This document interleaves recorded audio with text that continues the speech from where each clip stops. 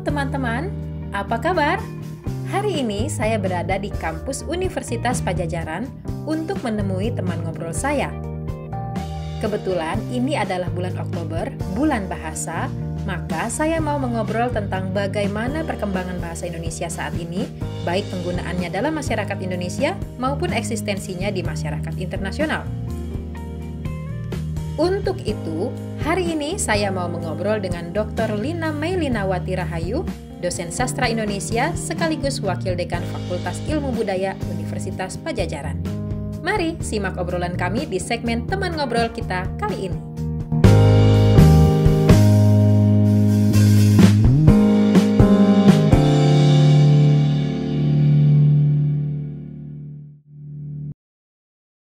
Teman-teman, saya sudah bersama dengan Ibu Lina Meilinawati Rahayu, dosen sastra Indonesia di Universitas Padjadjaran, Fakultas Ilmu Budaya. Apa kabar Ibu? Baik, alhamdulillah baik. Sehat, bagaimana kabarnya? Sudah lama nggak ketemu Ibu ya? Iya ya.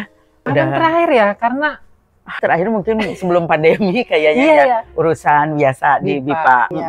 Ibu kesibukannya apa saja nih selain mengajar? Apa ya? Ya mengajar saja tentu ya. Dan saya sekarang kebetulan di Wakil Dekan di Fakultas Ilmu Budaya. Ya sibuknya ngurus-ngurus urusan administrasi sebagai itu aja Wakil Dekan. Oh iya. Jadi masih sibuk di kampus dan tentu kegiatan-kegiatan lain di luar kampus ya. Iya.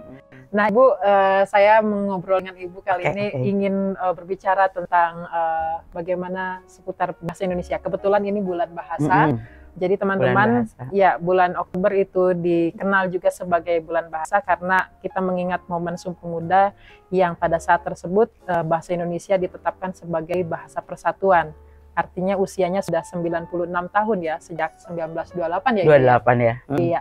Dan usia bahasa Indonesia juga sudah 79 tahun. 9 tahun sejak proklamasi. Proklamasi artinya sudah ditetapkan sebagai bahasa negara dalam Undang-Undang 1945.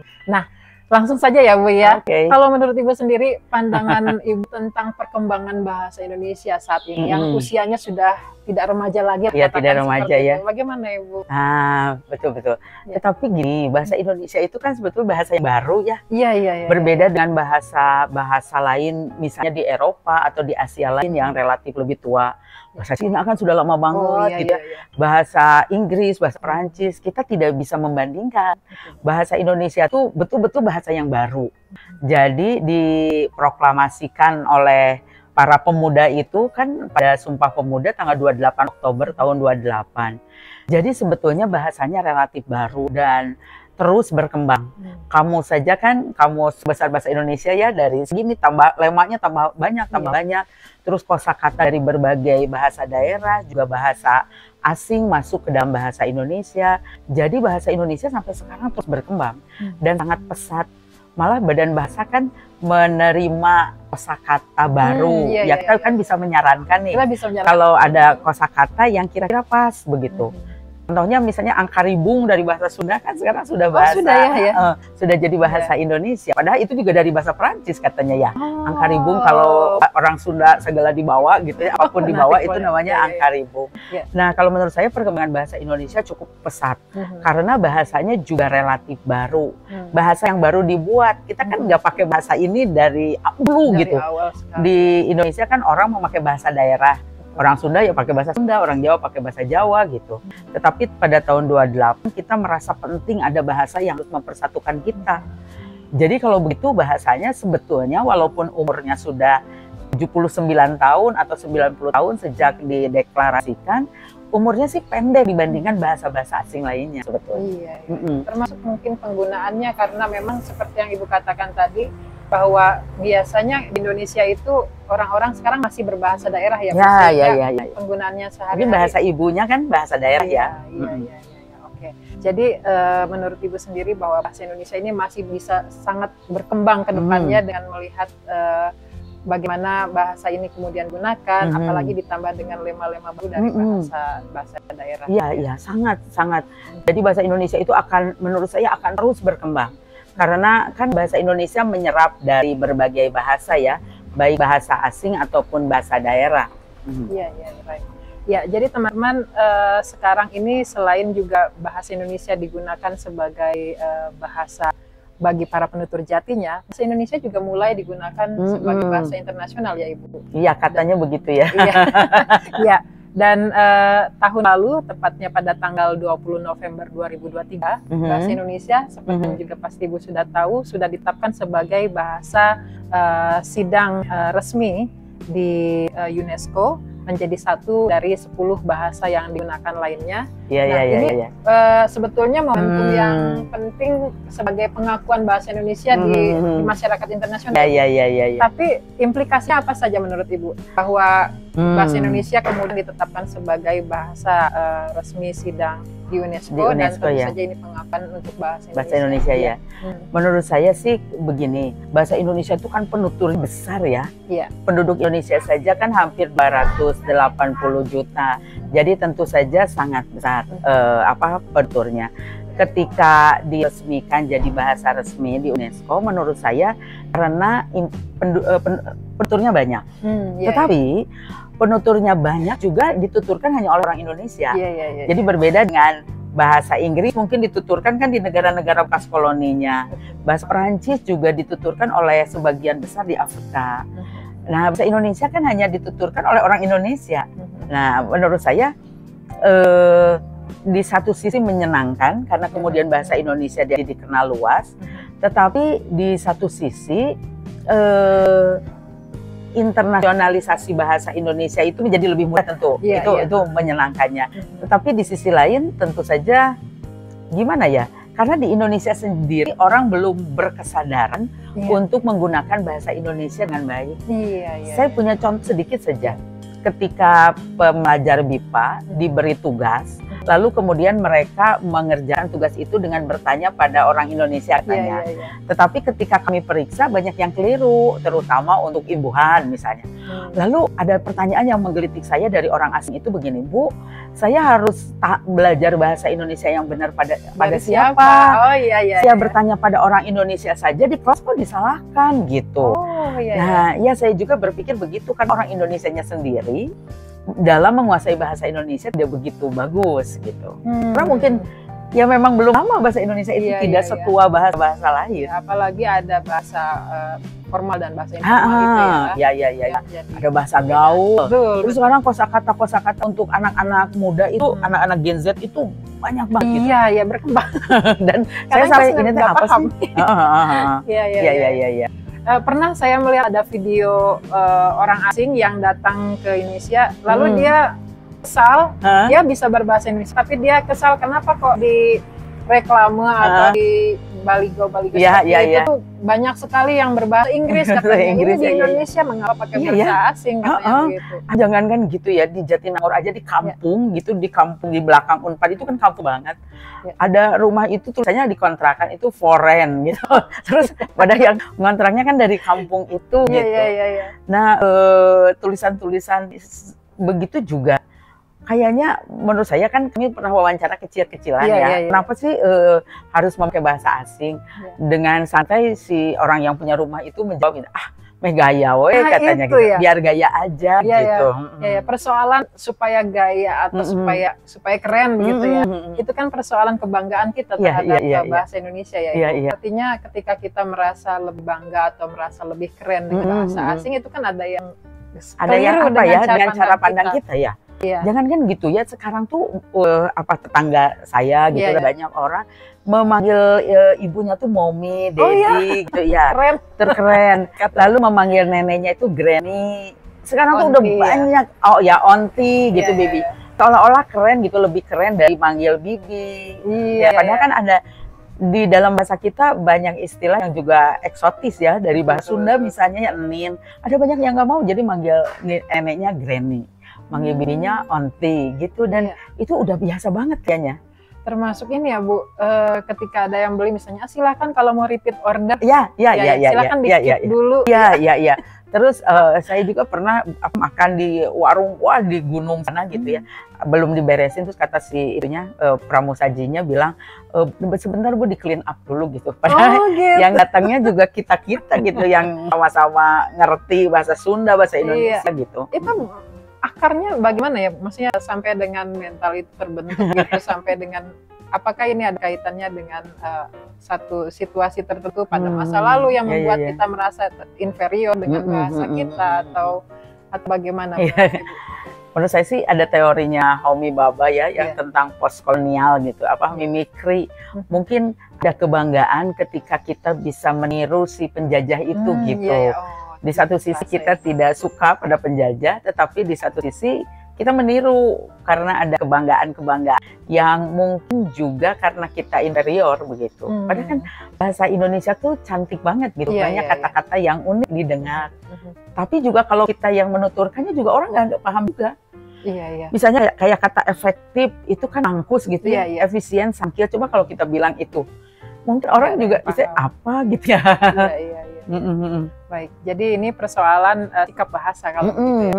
Sikap bahasa ya. Artinya ini menjadi PR menurut saya karena di satu sisi kita mengupayakan penginternasionalisasi bahasa Indonesia yang seperti yang dalam Undang-Undang Nomor 24 tahun 2009 itu ditetapkan bahwa pemerintah mengupayakan status bahasa Indonesia menjadi bahasa internasional. Bahasa internasional ya. Dan di undang-undang yang sama juga disebutkan bahwa penggunaan bahasa Indonesia di ruang publik, misalnya di tempat seperti permukiman atau nama-nama gedung, itu diharuskan sebetulnya diatur dalam undang-undang. Tapi kenyataannya kan sudah berbeda ya Bu, seperti Bu tadi ada nama, ada friend begitu ya. Lalu nama-nama perumahan kan sekarang pakai istilah residen. River gitu ya, padahal sungai gitu ya. Itu bagaimana ya seharusnya, karena ini kan sudah ada dalam undang-undang tapi mengapa itu masih ada begitu, masih dibiarkan gitu istilahnya? Karena menurut saya tidak ada sanksinya. Gini, sekarang jadi contoh aja ya, ketika Bapak Presiden Jokowi membuat aturan bahwa orang-orang asing yang datang ke Indonesia untuk bekerja harus ada semacam sertifikasi kan? Sama kan seperti kita kalau mau kuliah keluar harus ada nilai bahasa Inggris, nilai TOEFL. Tapi kan orang asing yang datang ke sini bebas aja datang. Waktu itu Pak Jokowi buat aturan. Nah, perusahaan-perusahaan asing itu lalu kemudian meminta mereka untuk punya sertifikat. Tapi ternyata banyak perusahaan asing juga yang protes gitu. Jadi tidak ada, nanti gimana kalau investasi di negara kita berkurang. Akhirnya Pak Jokowi kan mencabut kembali aturannya. Dan saya itu banget ada pengalaman ketika saya mengajak orang asing di Halmahera Utara. Di satu pertambangan emas yang waktu itu orang asing semua. Ketika belajar di sana, wah mereka tuh antusias karena kalau mereka tidak punya sertifikat, mereka tidak bisa bekerja di sana. Itu kan penghidupannya. Itu mah lagi belajar, terus aturan itu turun, besoknya nggak ada yang belajar. Terus saya tuh nanya orang asing, kenapa belajar lagi bahasa Indonesia gitu kan dia? Karena aturannya udah nggak ada, Bu. Ya ampun, sayang banget. Jadi kita tuh jadi nganggur di sana tuh setelah aturan itu keluar. Nah, berarti saya tuh langsung berpikir, oh semua tuh harus ada aturannya. Coba kalau kita ke Rusia, kalau di Rusia itu akan bekerja buruh, bahasa Inggrisnya harus level ini, akan bekerja sebagai pakar gitu, atau akan sekolah harus level ini, itu semua tuh jelas aturannya, dan tidak ada expire-nya, tidak ada masa berlaku gitu. Kalau saya udah di tingkat B1 misalnya, itu berlaku seumur hidup gitu. Kalau di Rusia ya beda-beda ya. Kalau di kita kan ada keluarsanya gitu ya, nilai bahasa asing atau apapun. Nah di Jepang juga sama. Jadi kalau misalnya hanya buruh itu N4. Kalau harus S2 atau S3 itu harus N2. Jadi aturan negaranya juga jelas. Nah disesuaikan. Kalau kita tidak ada aturan yang mengatur itu gitu. Kan katanya diserahkan ke perusahaan masing-masing. Tapi kalau tidak ada ya gimana ya? Karena tidak ada yang mengikat, dan akhirnya perusahaan pun, mungkin perusahaan pun berpikir bahwa tidak mau repot dengan menyelenggarakan. Tidak mau repot karena kan juga besar mungkin ya. Iya benar-benar. Jadi ini persoalan bahwa bagaimana kemudian pemerintah dengan lebih tegas untuk menetapkan aturan seperti itu ya. Menurut saya perlu ada payung aturan dari pemerintah dulu gitu. Setelah ada payung aturan, pasti kan jelas apa yang harus dilakukan gitu. Karena melihat negara-negara lain juga dalam menetapkan bahasa, ketika orang akan masuk ke negaranya, itu kan martabat sebuah negara ya. jelas gitu. Nah, jadi teman-teman mahasiswa terutama yang akan berangkat ke negara ini, Bu, saya harus di sini. Kalau enggak ya enggak diterima di universitas itu atau tidak akan diterima di perusahaan itu gitu. Ini satu lagi mungkin ya, kami kan menjalin kerjasama dengan Jepang. Fakultas maksudnya. Lalu kemudian mereka tuh selalu bilang kalau mahasiswa akan diberi beasiswa S2 di sini, tapi bahasa Jepangnya harus N2. Jadi jelas gitu aturan itu N2. Kalau bekerja di perusahaan ini N4 misalnya. Bahkan sudah ditentukan ya kalau di perusahaan ini harus segini. Iya kan mungkin perusahaan itu kebutuhannya jadi ini gitu kan ya. Oh ini harus di sini bahasanya. Nah yang seperti itu kalau kita kan orang asing berdatangan bekerja di kita dan hampir tidak bisa bahasa Indonesia. Malah kita yang berusaha gitu untuk bisa mengkomunikasi bahasa Inggris. Iya, betul. Tapi di satu sisi ada keluhan juga biasanya mereka misalnya tenaga kerja asing yang sudah mulai bisa berbahasa Indonesia, ketika berinteraksi dengan orang Indonesia malah orang Indonesianya berbahasa Inggris. Itu juga. Bener banget, bener. Saya kerasa banget waktu itu di perusahaan yang orang asing itu kan pekerjanya setengahnya orang asing, setengahnya orang Indonesia. Jadi orang Indonesianya yang bahasa Inggris. Jadi bukannya mendukung orang asing untuk bahasa Indonesia, enggak, tapi kitanya yang malah si karyawannya dikursuskan bahasa Inggris supaya bisa berkomunikasi. Padahal ini rumahnya kita, ibaratnya bahasa Indonesia ya harusnya sebaliknya ya. Mereka yang belajar bahasa Indonesia. Menurut saya harga diri sebuah bangsa itu sebetulnya dari bahasa. Iya betul ya, harga diri. Ini persoalannya udah menyangkut harga diri. Iya. Berarti tentang aturan ini Bu, tadi Ibu mengatakan bahwa aturannya harus lebih jelas dan lebih tegas ya. Nah, ini berkaitan dengan aturan juga mungkin tentang penggunaan bahasa di media ruang publik sosial, di media sosial. Yang kita tahu ruangnya lebih luas dan lebih hampir bisa dikatakan tanpa sekat ya. Iya. Nah, artinya penggunaan bahasa Indonesia lebih dinamis dan mungkin perilaku yang mengabaikan tata bahasa atau aturan atau kaidah bahasa Indonesia itu menjadi lebih longgar begitu ya Bu. Kontrol menjadi lebih kecil terhadap penggunaan bahasa Indonesia yang sesuai kaidah. Nah, apakah menurut Ibu sebaiknya ada regulasi juga atau aturan yang mengatur hal itu atau mungkin ini cukup sulit ya media? Bagaimana menurut Kebayang sih sulit banget ya. Malah juga kalau kita lihat apa semacam siniar ini atau podcast lalu lihat YouTube itu semua hampir rata-rata 50% gitu campur ngomongnya dengan bahasa asing. Karena mungkin itu bagusnya generasi kita kan sangat pinter sekarang ya, mereka juga dari kecil sudah belajar bahasa asing. Tetapi sayangnya itu tidak diimbangi dengan kemampuan bahasa Indonesia yang bagus. Ada satu keponakan saya sekolah, lalu gurunya itu disuruh dalam 1 hari harus menggunakan bahasa Indonesia dengan baik gitu. Jadi kan karena terus dia tuh malah untuk apa sih? Untuk apa gitu sih anak-anaknya yang bertanya-tanya. Sudah lancar berbahasa Inggris malah. Iya, karena mungkin sekolahnya internasional. Jadi terus sehari-hari seperti itu. Ketika gurunya menyuruh bahasa Indonesia dalam hari Kamis misalnya gitu ya. Si anak-anaknya malah untuk apa ini, untuk apa harus belajar harus ngomong bahasa Indonesia gitu. Jadi berarti dari awal juga tidak ada berkesadaran itu gitu, baik dari rumah atau di sekolah.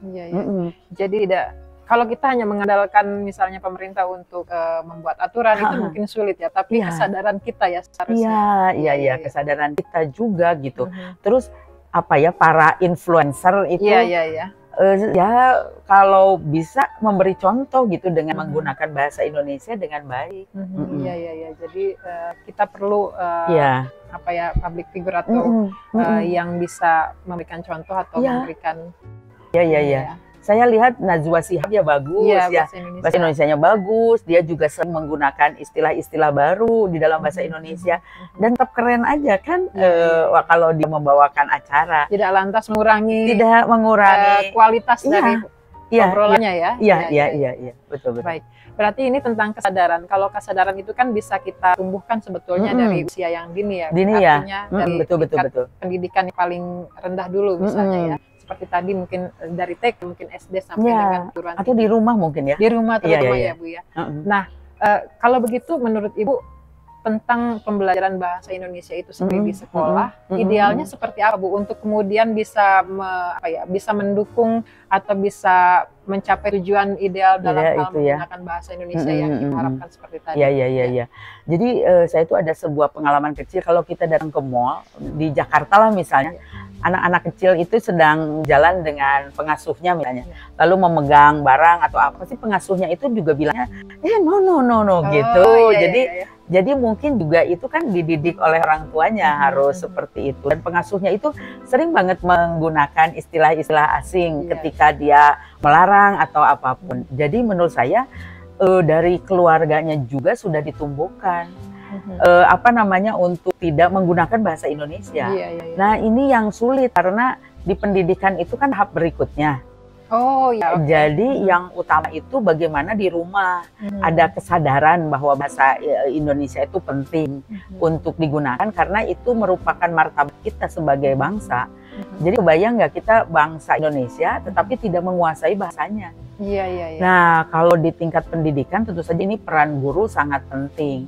Jadi di awal misalnya gurunya memberi contoh menggunakan bahasa dengan baik pada mata pelajaran apapun gitu. Kan bahasa itu juga mendidik kita untuk berlogika dengan baik Tidak hanya matematika, kan ada logika matematik, logika bahasa. Nah, jadi peran guru tuh penting. Juga mungkin jumlah jam bahasa Indonesia tuh bukan hanya diisi dengan hafalan, misalnya mempelajari EYD. Penggunaan koma penggunaan titik untuk penggunaan huruf kapital di mana saja. Mungkin tidak akan, itu kan hanya mengingat begitu.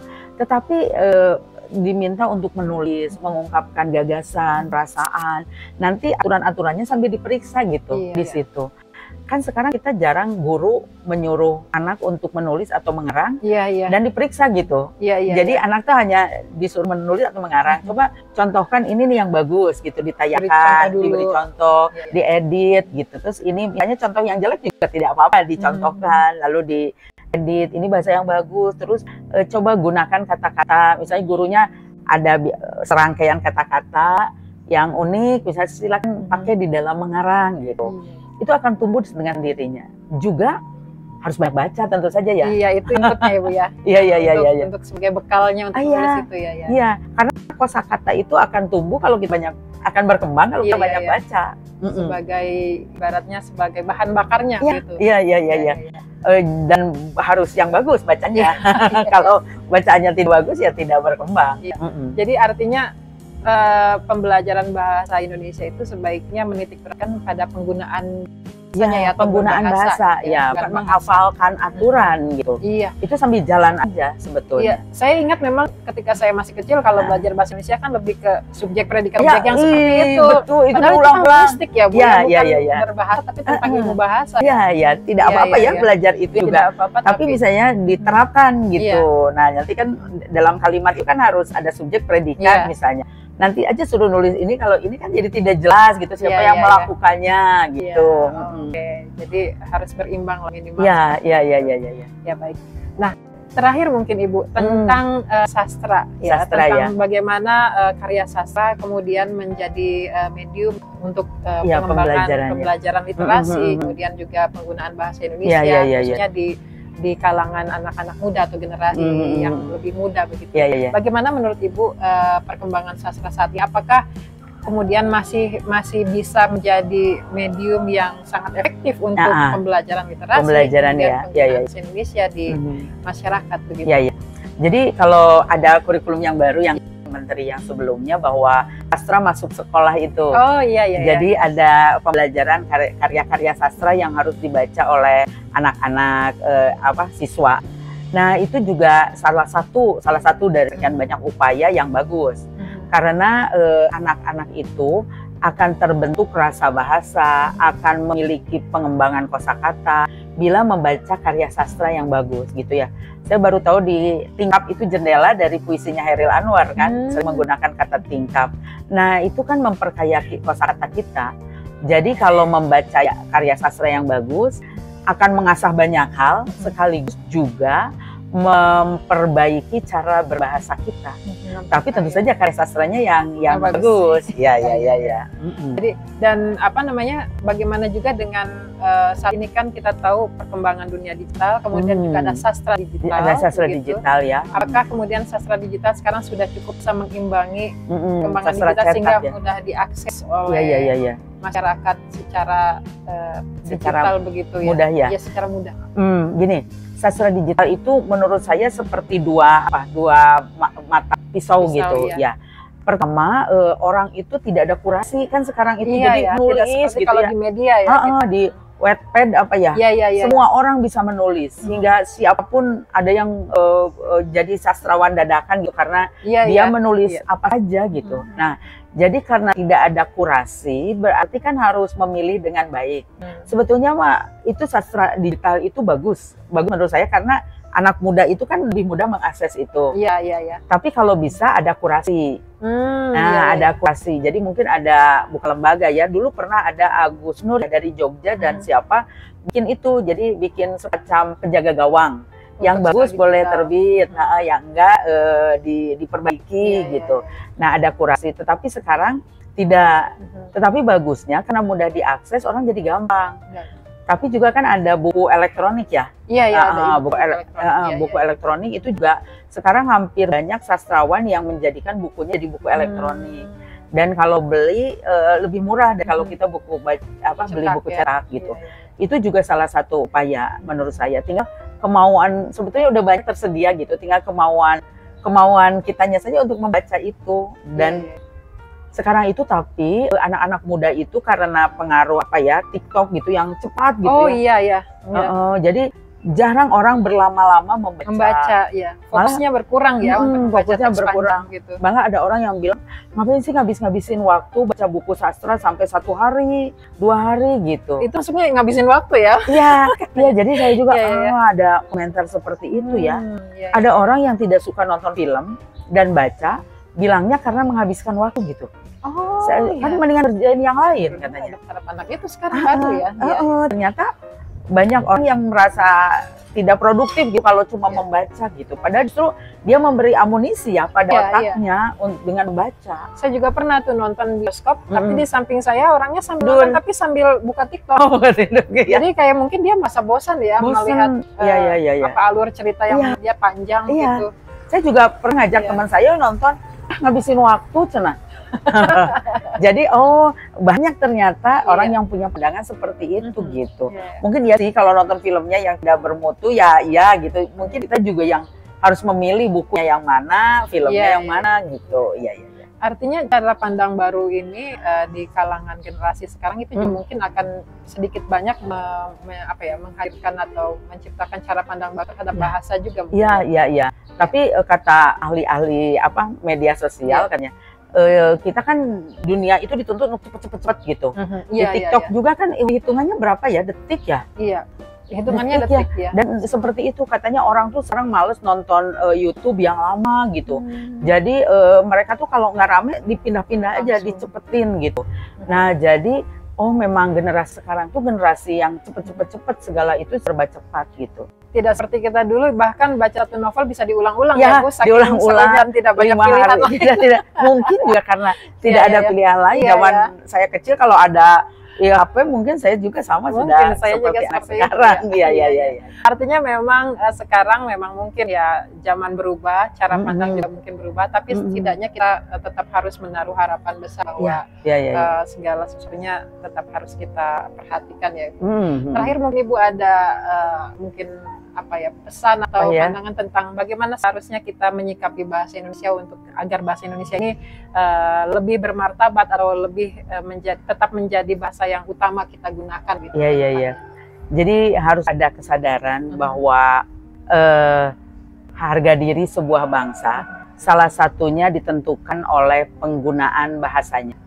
Jadi kesadaran untuk menggunakan bahasa Indonesia dengan baik itu harus ditumbuhkan di dalam jiwa kita semua gitu. Saya ingin mengutip slogannya Badan Bahasa, katanya pergunakan bahasa Indonesia, kuasai bahasa asing, Lalu untuk bahasa daerah apa ya? Lestarikan bahasa daerah. Ya. Jadi itu saja menurut saya, kalau itu bahasa Indonesia menjadi punya harga diri. Ya. Bahasa sebagai harga diri bangsa. Ya. Baik, terima kasih banyak Ibu Lina atas waktunya di akhir pekan ini. Terima kasih banyak juga. Semoga Ibu selalu sehat dan semakin sukses di bidang bahasa Indonesia dan bidang yang kita geluti bersama ini ya, Bu ya. Terima kasih teman-teman yang sudah menyimak segmen Teman Ngobrol kali ini, dan sampai jumpa di segmen Teman Ngobrol berikutnya. Dan jangan lupa silakan tulis komentar teman-teman untuk kemudian memperkaya isi obrolan kami pada hari ini. Dan terima kasih, sampai jumpa di kesempatan berikutnya. Dadah.